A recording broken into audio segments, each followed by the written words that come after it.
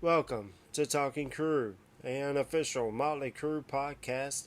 I'm your host, Kevin Humphrey, where I talk all things in the world of Motley Crue. This is episode 12, uh, Motley Crue Decade of Decadence 81-91 album review. More on that here in a little bit. This week in Motley news, quite a lot of it. The band posted on social media reminders for all the fans in Japan and Australia that the going to be joining back up with Def Leppard to continue the co-headlining stadium tour, which kicks off November the 3rd. Also, Nicky posted on Twitter that he is looking forward to rehearsals, which they've already started, and the last 5 shows for 2023. He said that Motley probably won't be on the road until sometime next year. More on that here in a little bit. John Corabi is also in the news. He announced that he and his band, the Dead Daisies, will take the Resurrected Tour to Europe for some shows in November and December. They got the opening act Spike, who is was the former lead singer of the London Choir Boys, which sounds cool. I like the way Spike sings. Also, Tommy Lee's in the news this week. He did an interview with Bill Maher podcast. He talked about some bonsai trees. He talked about being sober, where he used to drink 2 gallons of vodka a day. 2 gallons. That's crazy. He also talks about one of the new Motley Crue songs called "Cancelled." I won't spoil you on what that's about, so check out this interview. I'll post the link in the comments section as well. Nikki answered some fan questions. They asked about the new album. He said got a lot of songs recorded. He's also said they're coming out. And then this morning when I got up, he did Acts 6 sessions, and somebody asked him about the new album, and he said he doesn't know about the new album. He's actually thinking about releasing them as singles. So that's what I think that they'll do sometime next year. Again, it's a guess, but they need something to support and promote while they're on tour. So at least one song maybe come out right before they announce a tour. Again, it's a guess. Also, Mick Mars is in the news. He posted on Instagram and social media this little video of, he said, 13 days and counting, which now it says 11 days and counting. Got a lot of people wondering what this is. Eddie Trunk posted on Twitter that they're going to play the new song on October the 30th, and he's going to do an interview with Mick Mars on Trunk Nation, which is on Sirius XM, and interview Mick Mars. So so that's pretty cool. I'm anxious to kind of hear what this sounds like, and I'll actually do like a little special video of my thoughts on this song. So stay tuned. And that's it in Motley news. Like I said, there was a lot of it, but this is episode 12, Motley Crue's Decade of Decadence 81-91 album is what we're going to be talking about this week. So on this week's episode, I'm just going to kind of continue on with the timeline. Motley Crue's Decade of Decadence album. Now, I first bought this on cassette back in 91, and then I went back and got it on CD. So let's keep going. Let's do timeline. So a lot happened. As soon as the album Dr. Feelgood came out, which is episode 10, so go back and check that one out. The band went right on tour on a headlining world tour. They played the United States, Canada, Japan, Europe, and for the first time in Australia. And if you've not seen any of these clips from the 89 tour in Australia, check it out because Motley Mania was running wild. Like I said in episode 10, they become global superstars. They had a lot of different opening acts on this tour. Sorry, there's my notes. Throughout the tour, they had Skid Row. Any of these bands, first off, any of these bands is awesome opening up for Motley Crue, especially during the Dr. Feelgood tour. They had Skid Row, White Line, who I think is an underrated band. Warrant, again, great band. Rest in peace, Janie Lane. Loved his songwriting and singing. He was awesome, absolutely awesome. Faster Pussycat, another underrated band, still going strong now. Tesla, another underrated band, still going strong now. And they had Lita Ford. They also brought back the Nasty Habits, Donna McDaniel and Amy Cannon. There was a part in '89 that I want to touch on. In September of 1989 at the MTV Video Music Awards, Izzy Stradlin and Axl Rose of Guns N' Roses was doing a duet with the late great Tom Petty and the Heartbreakers, doing Free Fallin'. And Vince was actually standing on the side of the stage. When Izzy walks off the stage, Vince punches him in the face and knocks him down. Now, the reason behind this is because Vince's wife at the time, Charisse, was told Vince that Izzy was hitting on her at a club, and she told him to stop. He wouldn't stop, and of course, that pissed Vince off. I mean, it would piss off any man. Somebody trying to pick up on your wife. I mean, who can blame him? After the punch, Axl starts hollering at Vince. Vince starts hollering back. They actually had security guards drag Vince off the stage, off the side of the stage, and actually out through the back door. Now, Axl challenges Vince to a fight. Vince gets on MTV. Vince responds on MTV and says anytime, anywhere, any place. Now, this is the part that I didn't know until I started doing some research about this fight. Sammy Hagar and the late great Eddie Van Halen from the band Van Halen actually put up some money, or they said they would, at New York City's Madison Square Garden to book this fight. Of course, the fight never happened. Axl just kind of disappeared and didn't even mention it anymore. Vince is, I guess, it's still standing anytime, anywhere, any place. They also played a warm-up show at the Whiskey A Go Go prior to kicking off the Dr. Feelgood World Tour.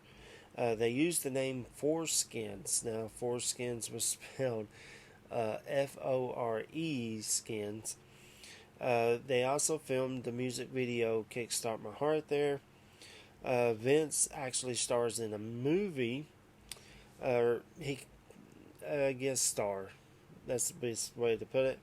In the movie Ford Fairlane, starring Andrew Dice Clay, great comedian.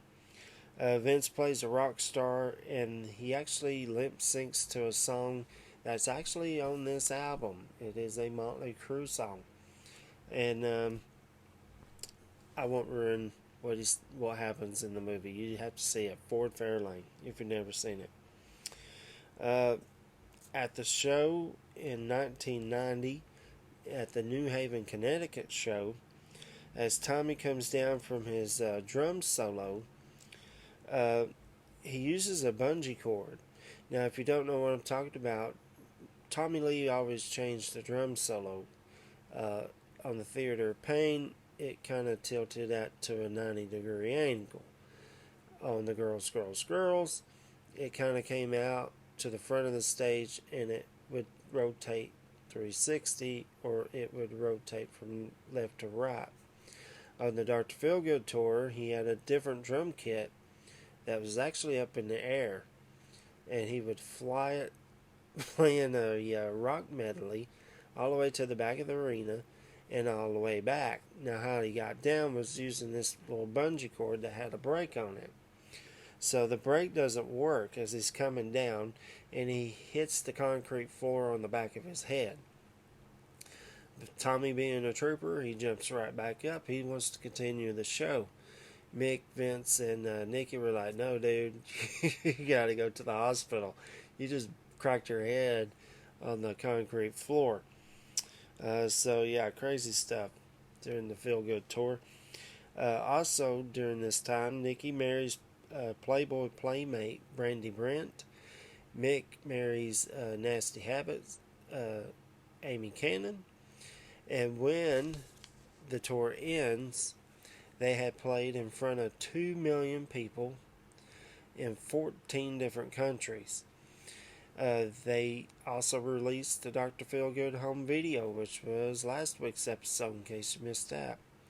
Manager Doug Thaler convinces the band to take a long break before writing stuff for the new album because of the success of Dr. Feelgood.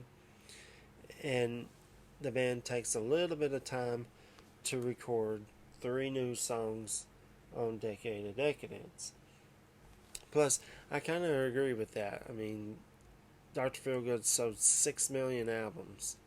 A lot of pressure being put on the band, especially Nikki and Mick and Tommy, who were part of the co-writers. So, there's the timeline. So let's go info and facts on this album. It's a compilation album of sorts. It's not really a greatest hits album. To me, I always think of it as a celebration of 10 years of Motley Crue from 81 to 91. It has 3 different producers. It's got Motley Crue, who does track 1 and 2. Tom Warman, who does tracks 3 through 8. And Bob Rock does tracks 9 to 15. The album was released September the 23rd, 1991. They released 3 singles off of this, all got videos for. Primal Scream, Anarchy in the UK, and they re-released Home Sweet Home 91. More on that here in a little bit. The album peaked at number 2 on the Billboard charts, and it sold 2 million copies in the United States alone. They also had a new look and a new logo. So here's the Dr. Feelgood logo. And then on the Decade of Decadence, kind of pieces of paper torn out, cut out to spell out Motley Crue. They also had a new look, and you can kind of see it right behind me. They had that look, Tommy rocking out the mohawk at the time. There's a little bit better picture of the band. And so they had a new look, new logo as always. Now there were supposed to be 3 original songs on this album, but Vince nailed the song Anarchy in the UK in 1 take, and that's all it took. The rest of the band was like, okay, we're keeping this. We'll save the other song for later. And that song is called Punched in the Teeth. And that song doesn't show back up until 9 years later, I think, for this album New Tattoo. So, there's your info and facts on the album. So let's go track by track. I'm not going to talk about all these songs, but I am going to talk about like a couple of songs here and there. Because what they did was they picked 2 songs off of each of the 5 studio albums at this time. They also put a song from the Make a Difference, Stairway to Heaven, Highway to Hell album. And they grabbed the song that was on the Ford Fairlane movie called Rock and Roll Junkie. I will talk about both of those songs in depth, plus the 3 new songs they put out as well. We'll get into that. So here we go, track by track on Decadence. So this comes off the first album, Too Fast for Love. They picked out Livewire, and song number 2 was Piece of Your Action 91 Remix. I love how they remixed this. They made it a little more raw. It actually kind of jumps out at you. It's got that raw, nasty feel to it. It's really great. Okay, and now the other two songs from Shout at the Devil album. Track number 3, Shout at the Devil. Again, it's not a hit song, but it's a hit song for us, the fans. And then song number 4, Looks That Kill, which was a hit song for them. And then we get to album number 3, and that was Theater of Pain. So they did pick the 2 hit songs off of it. Home Sweet Home 91 remix. Now, I am going to take a pause for this one. Tommy re-recorded the piano part of this song on a grand piano. Easy for me to say, grand piano. And it also sounds like Vince kind of went back and redid some of the vocal parts on this song. Absolutely fantastic. I love that. And then song number 6 is Smoking in the Boys' Room. Then we get to album number 4 that they picked off. Girls, Girls, Girls album. They picked both the hit songs. The title track is number 7. Number 8 is Wild Side. Then we get to the 5th album, Dr. Feelgood. They picked track number 9, Dr. Feelgood. And track number 10 is Kickstart My Heart. And it's a live version from Dallas, Texas at Reunion Arena. Absolutely fantastic. I love this. It's so good. It's so good. If you've never heard this, it's so good. Remember this show, because this kind of will come back in a few episodes way down the road. So remember this. Okay, so now we're going to the non-Motley albums, the 2 songs that I mentioned just a while ago. Track number 11 is Teaser. Now this came off the Stairway to Heaven, Highway to Hell album to promote the Moscow Music Peace Festival. It's a Tommy Bolin song that they recorded, like I said, for the album, which is episode 9. Starts with the screaming slide guitar and cowbell, then kicks right in. Vince's vocals are amazing.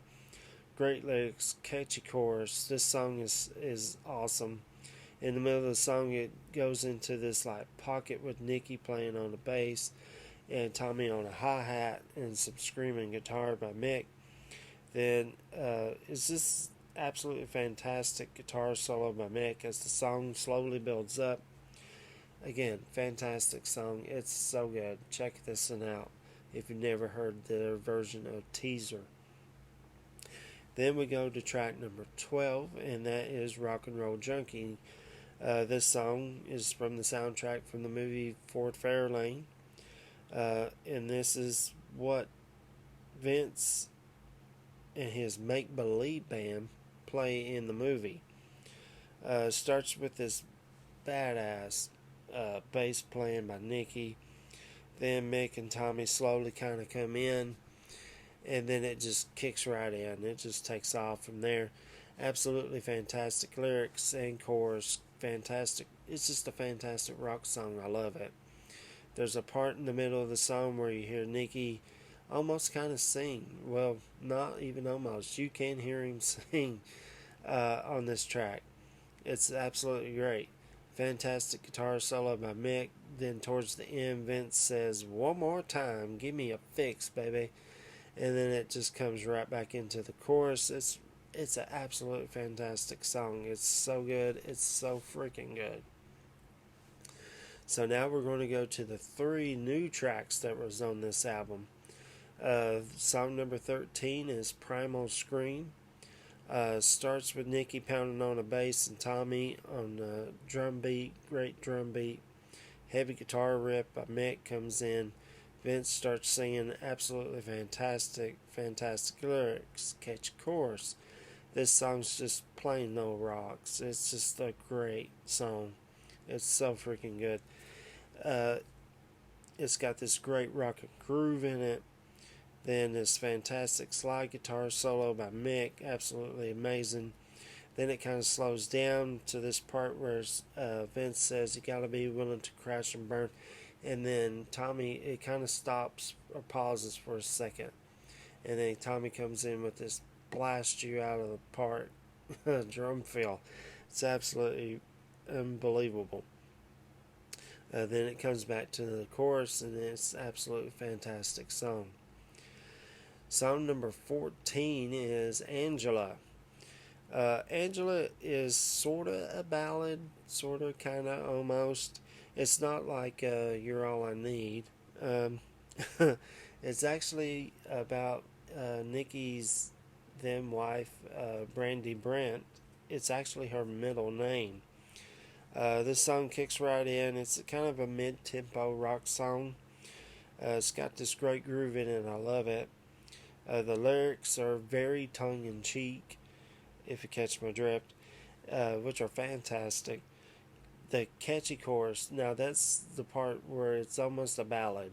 The chorus part, when the winds cry, Angela, Angela, I'll be there for you. I mean, that's great lyrics right there. Great chorus. Absolutely fantastic song. Great shredding guitar solo by Mick on this. Then it kind of slows down, and then comes right back in.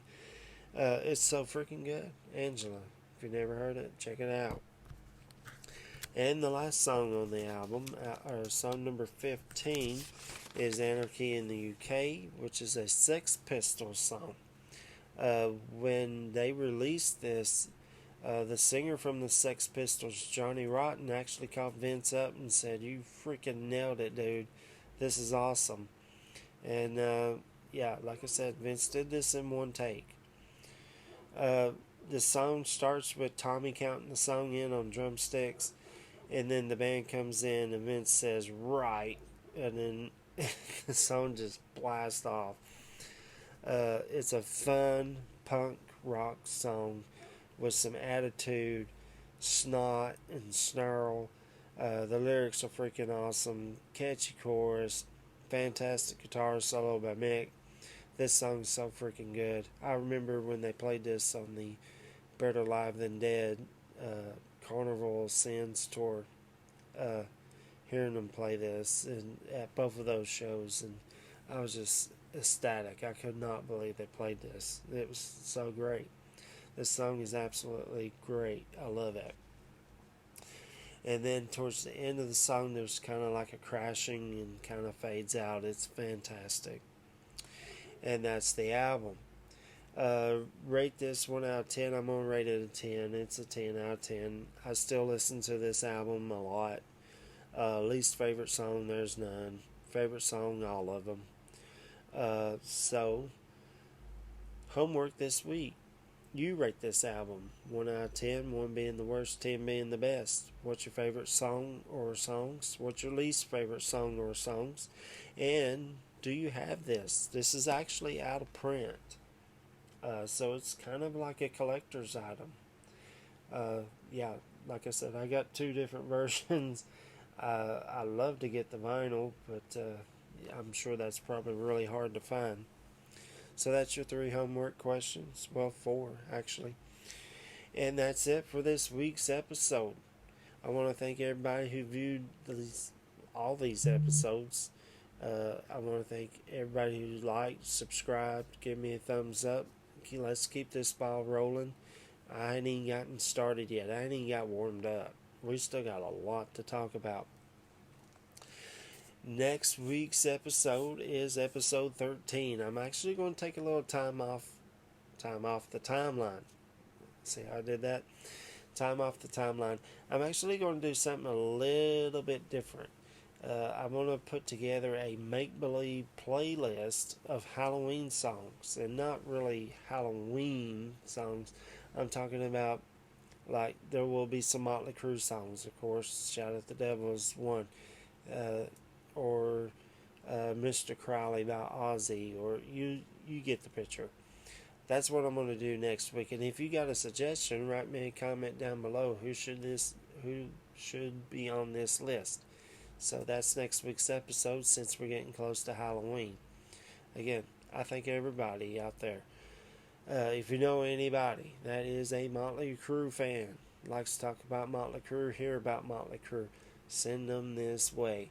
Give them the link. Tell them go on Google, Firefox, YouTube, Facebook. Type in Talking Crue. All the episodes will pop up. Don't forget to like and subscribe. Give me a thumbs up. Join the Facebook page as well, Talking Crue. I'll post a ton of pictures of that week's episode. Uh, don't forget to do your homework. And I'll see you guys next Friday. And you just took a ride on the wild side.